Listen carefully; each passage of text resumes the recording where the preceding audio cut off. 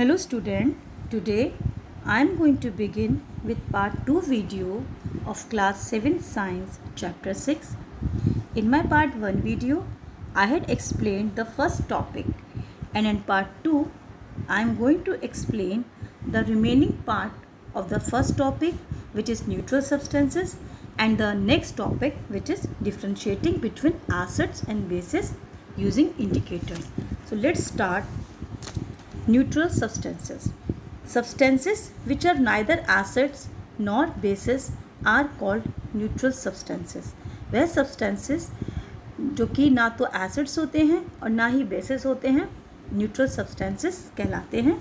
For example, alcohol, salt solution, sugar solution, etc. are neutral. Distilled water is neutral, but groundwater or tap water may be slightly basic or acidic depending on the nature of impurities present in the water. Distilled water neutral होता है, but ground water और tap water थोड़े से basic और acidic हो सकते हैं, but ये depend करता है पानी में पाए जाने वाली impurities के nature पर. Okay. Now next topic, student, differentiating between acids and bases using indicators. We cannot identify an acid or a base on the basis of taste and appearance only.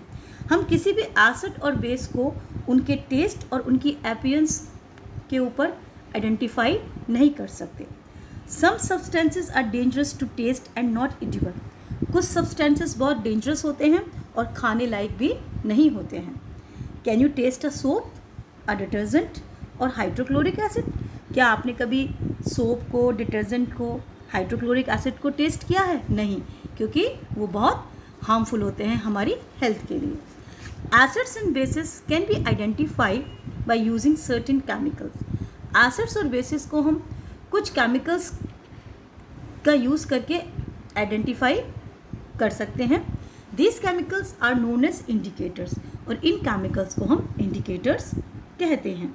Hence indicators are substances which are used to test the acidic or basic nature of a substances. Indicators वह substances होते हैं जिनका हम acidic और basic nature, किसी भी substance के acidic और basic nature को पता लगाने के लिए test में लाते हैं. Indicators can be neutral or they can be, indicators can be natural और they can be prepared in a laboratory. Indicators natural भी हो सकते हैं और लैब में भी बनाए जाते हैं.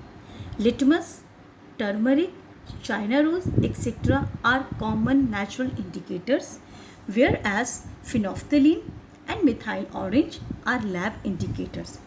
लिटमस, टर्मरिक, चाइना रोज ये कुछ कॉमन नेचुरल इंडिकेटर्स हैं, और आपके फिनोफ्थलीन एंड मिथाइल ऑरेंज ये आपके लैब में बनाए हुए इंडिकेटर्स हैं.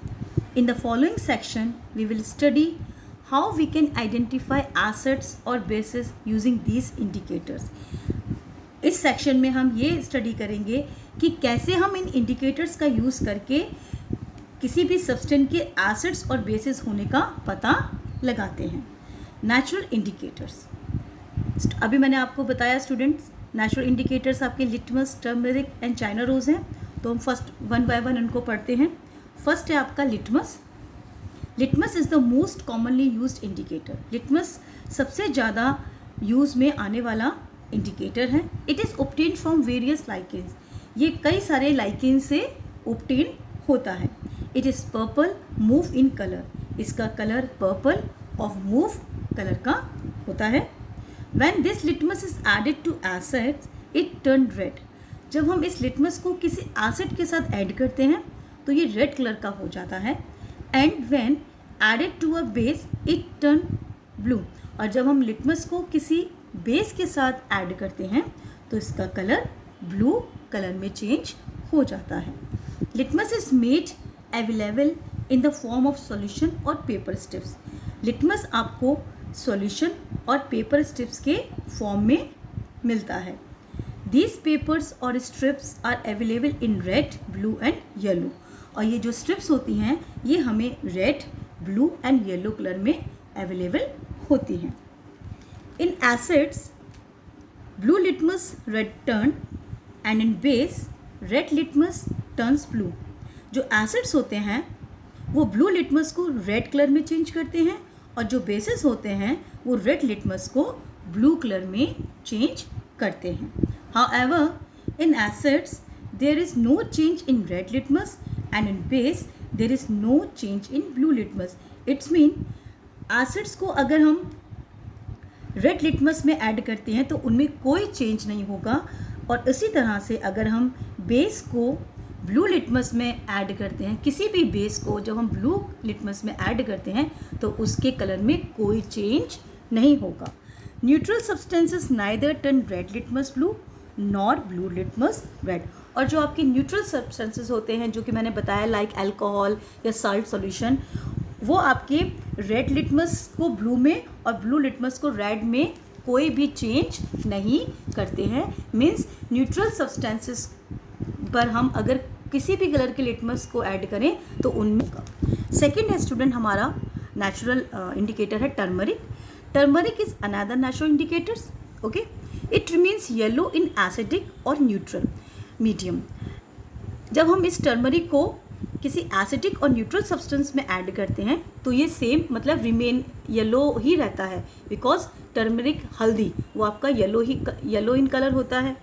But turns reddish and brown is basic substances. But जब हम इस टर्मरिक को किसी बेसिक सब्सटेंस के साथ ऐड करते हैं तो ये रेडिश ब्राउन का कलर देता है.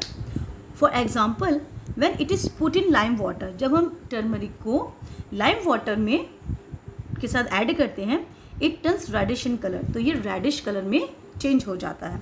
For this reason the stains caused by turmeric on clothes turn red on applying soap.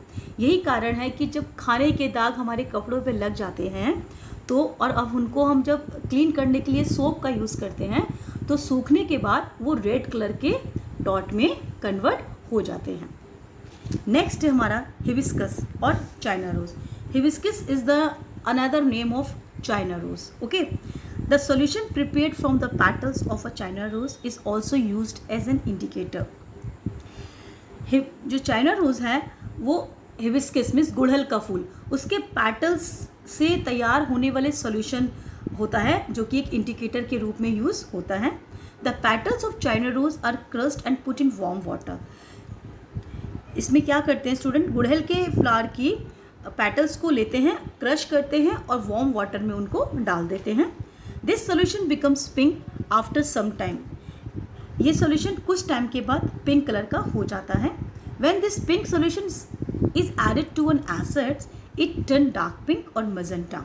और जब हम इस पिंक सॉल्यूशन को किसी एसिड के साथ ऐड करते हैं तो ये डार्क पिंक या फिर मजेंटा कलर में कन्वर्ट हो जाता है. And when it is added to a basic solution it turns green. और जब हम इस पिंक सॉल्यूशन को किसी बेसिक सॉल्यूशन के साथ ऐड करते हैं तो ये ग्रीन कलर में टर्न हो जाता है. नेक्स्ट है स्टूडेंट आपका chemical indicator. Apart from the above mention indicators some indicators are prepared and used in a laboratory. अभी जो मैंने आपको ऊपर इंडिकेटर्स बताए हैं इनके अलावा भी कुछ इंडिकेटर्स हैं जो कि लैब में बनाए जाते हैं. Phenolphthalein and methyl orange are the common laboratory indicators. ऐसे ही हमारे फिनोफ्थलीन एंड मिथाइल ऑरेंज हैं जो कि कॉमन हैं, इंडिकेटर्स हैं जो कि लैब में बनाए जाते हैं. They are also called reagent. इन्हें हम रिएजेंट्स भी कहते हैं. On adding methyl orange an acidic substance turns orange and a basic substance turn yellow.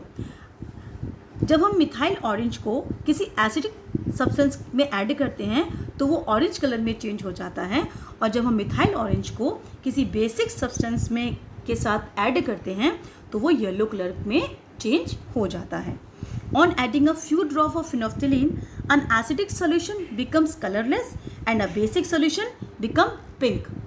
और हम जब फिनोफ्थलीन की कुछ ड्रॉप्स को किसी एसिडिक सॉल्यूशन में ऐड करते हैं तो वो जो सॉल्यूशन होता है वो कलरलेस हो जाता है.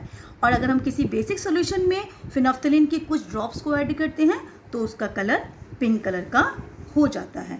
Students here is given a table जिसमें कि इंडिकेटर्स दे रखे हैं और आपके एसिड्स में क्या चेंज आता है ये बता रखा है एंड आपके बेसिस में क्या चेंज आता है वो आपको बता रखा है. तो ये आपको अच्छे से रीड करना है और उसको लर्न करना है। और साथ में स्टूडेंट ये गुड टू नो भी दे रखे हैं आपको इनको भी अच्छे से पढ़ना है। Now student today's topic is completed and I hope you understood the topics. So आप अच्छे से समझने के लिए वीडियो को रिपीट करिए, बार बार उसको वॉच करिए। Take care, bye bye.